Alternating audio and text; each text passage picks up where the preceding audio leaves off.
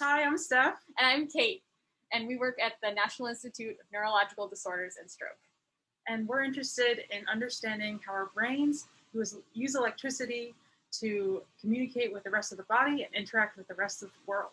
So, when people were first starting to think about how the brain communicated with and controlled the rest of the body, there were two hypotheses, the chemical hypothesis and the electrical hypothesis. And we want to talk a little bit about the difference in speed between those two. And we're going to do that using this beaker full of water with a drop of food coloring to illustrate how long it might take for a chemical to diffuse through something that's mostly water, like our bodies. And we'll also ask you to think about, for example, the length of your arm in comparison to this beaker and how long it normally takes for a command from your brain to travel to your fingers, for example, and see whether those two things are compatible. And what you'll see is that if we put drops of red food coloring in, this actually takes quite a long time for the chemical to diffuse through this length, which means biology and our bodies, in order to get us this big, needed to have a way to solve that problem, or else we needed to wait this long before our fingers would know something that our brain had just told us to do. So now as you're watching the dye that's, making its way through the water, how long do you think it'll take from it to get to the top, from the top to the bottom?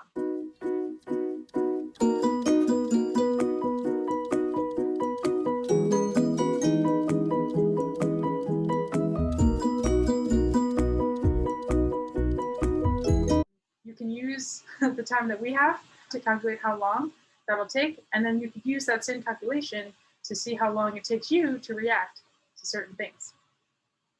So the way we're going to do this is using speeds. And so in order to have a speed, you have a distance per some amount of time.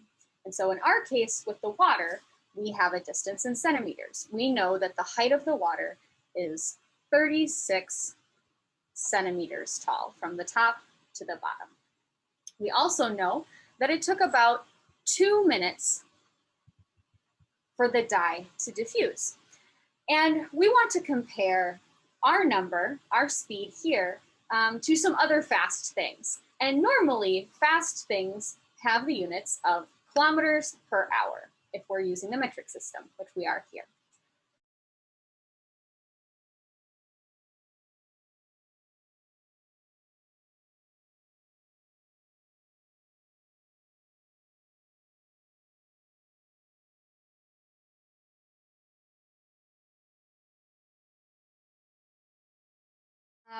And so we're going to need to do some conversions. We can say that there are 60 minutes in 1 hour. We also know that there are 100 centimeters in 1 meter. And likewise, we know that there are 1,000 meters in 1 kilometer. So now, if we cross out the units that appear on both the top and the bottom, we get rid of the centimeters, we get rid of the minutes, we get rid of the meters, leaving us with kilometers per hour as our units. And now we can put this into the calculator or do it in your head if you're so inclined. See if you can beat me with my calculator.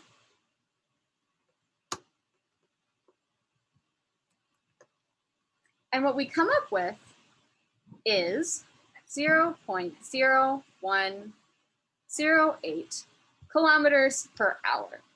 This would also translate to about 10 or 11 meters per hour. So we're not going all that fast with diffusion. And you can actually do similar calculations to this with your own reaction time by figuring out the distance that the information needs to travel to get from your brain to, for example, your hand, and the amount of time that it takes using a reaction time calculator. And see if your brain is slower or faster than 10 meters per hour. Okay, yeah. All right. So, okay, we're going to now do the reaction time activity. And so what we're going to do is we're going to have a little competition between me and Kate. And if you want to join us, you can pull up the reaction time test website, reactiontime.net, and choose the classic mode, and you can see if you beat both of us as well. Okay, so average of 5. Yes. Okay, are you ready? Okay. Set, go. Oh, okay. So I got 3, 4, 9. It's my first one. I got 3, 6, 5 milliseconds. Okay.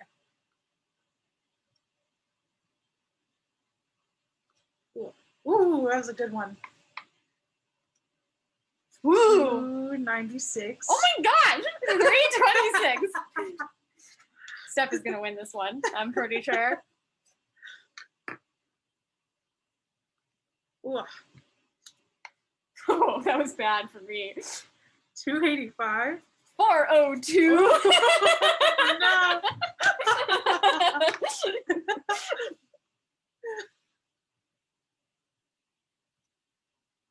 Oh, I saw your green and I flinched. 367. 376. Okay, last one. Okay. Ooh. Okay, 312. 339. Okay. So let's see, my average was 322. And mine was 362. I mean, that's still pretty close. That's still pretty close. All right. The next thing we're going to look at is whether different things can change our reaction times, including the temperature of our muscles and how tired they are. So, shall we? Yes. So. Okay, wait. Do I want to? I feel like we want to just. I think you refresh. Yeah, refresh. Okay, good. And then it resets. I think. Yep. Okay. So. Okay. So now we're going to start with the ice water challenge. We're each going to put our hands in the bucket, which is full of ice and water. We're going to leave our hands there for 1 minute, and then we're going to redo the reaction time test. Yep. Okay. You ready? I'm ready. Okay. Ready? Go.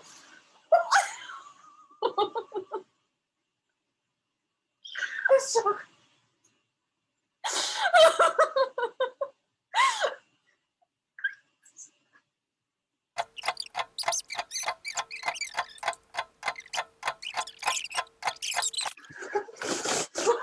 Okay, ready? Ready? Yeah. Ready? I'm ready. Okay, go.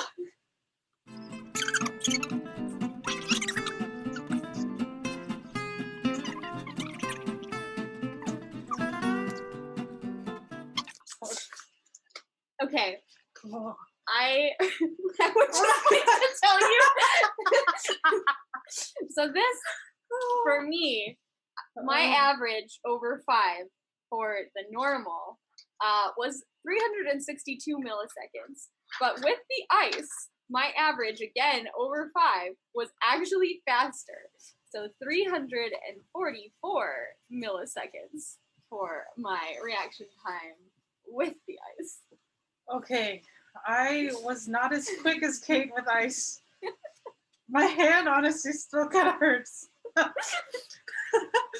But my average was 488. That's a lot slower than last time. Whew. Yeah, so the question for you is, are you more like Steph? Does the cold make you slower? Or are you more like me and the cold makes you faster?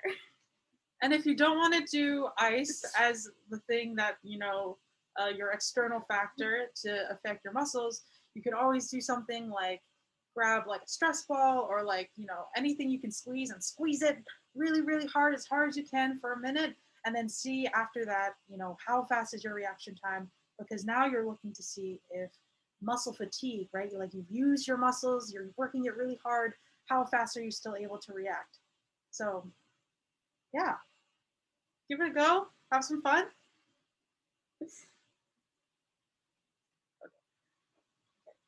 So the brain, in order to communicate with the rest of the body, uses electrical signals sent through all your nerves throughout your body to communicate with your muscles and all your organs. And specifically with muscles, when it receives electrical input from your brain, you're able to move your hands and grab something and do all these, kinds of fun things that you can do just by moving around. And actually, we have the capability to measure the electricity that your brain is sending to your muscles. And we're going to do an activity now where you'll be able to hear sound that's produced based on the amount of electricity that our brains are sending to our muscles. All right. So now we are going to show you how we can actually measure the electricity that your brain is sending as a signal to your muscles in order to get them to contract. And to do this, we're going to use this small box, which is called an amplifier. And if you're interested in building your own amplifier, you can go to backyardbrains.com and check out their instructions and their kits. And so what this is going to do is it is also connected to some electrodes, which we are going to use to measure the electricity that your body is producing, and it sends the signal to the amplifier, which amplifies this electrical signal and turns it into a sound that we can actually hear. We're going to be using some electrode gel to help us increase the conductivity of our skin. And we're also going to be using some electrode leads, which are pretty similar to those used in medical settings. Okay, so I'm going to put these electrodes on my arm, and we're going to measure my electrical activity in my muscles. Okay, that should be fine. Here, yeah, that sticks nicely. Okay,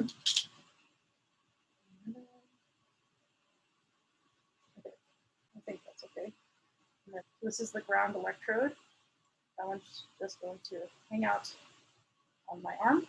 It helps us know what the reference is on Steph's body.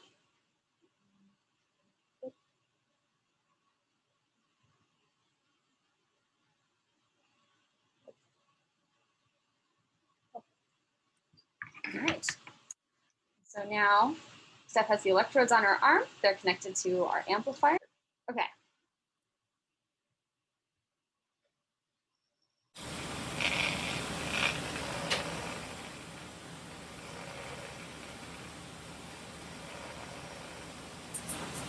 Yeah, it's a little quiet, but yeah. Okay.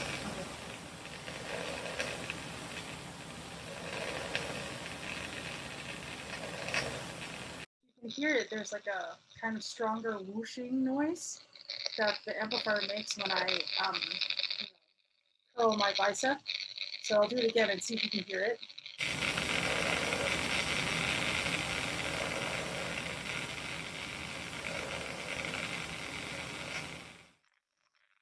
Okay, so what we're going to do now is we're going to show you from these electrodes that are connected to my arm how we can measure the electrical activity from our muscles.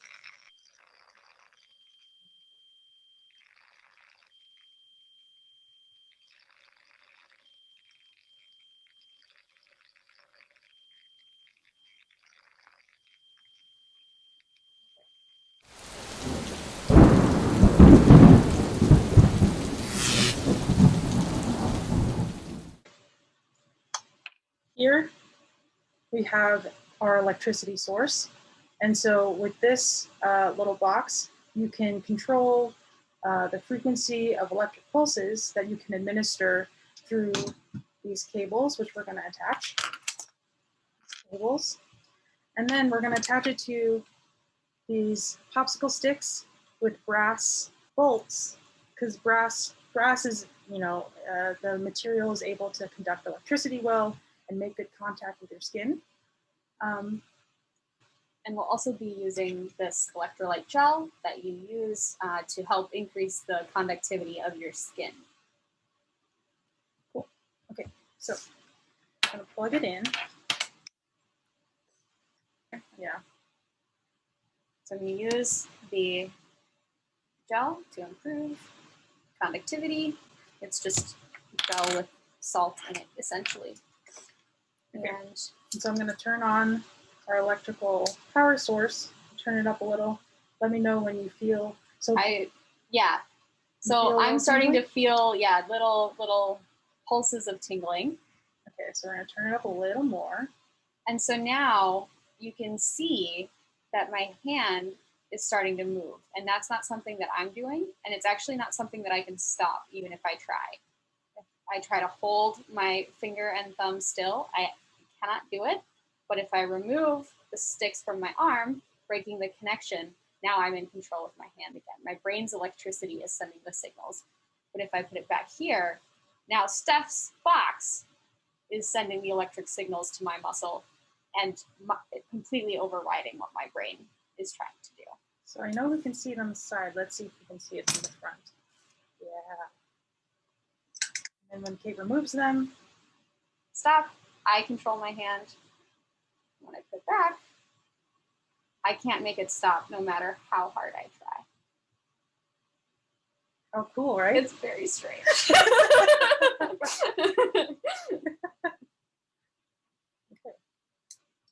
It's still so weird. It's so strange. I have a point, and it looks different. Everyone's. Do you want to? Should we demonstrate on you too? Just because everyone's body, we all have the same muscles and generally the same, structure, but everyone's body is a little different, and so, the same place I put these electrodes will feel different on me than it did on Kate, and move different muscles. So here we can put some gel. There's a spot that I know. That does a little crazy. Like my whole hand just goes. Wow. Okay, so let's see.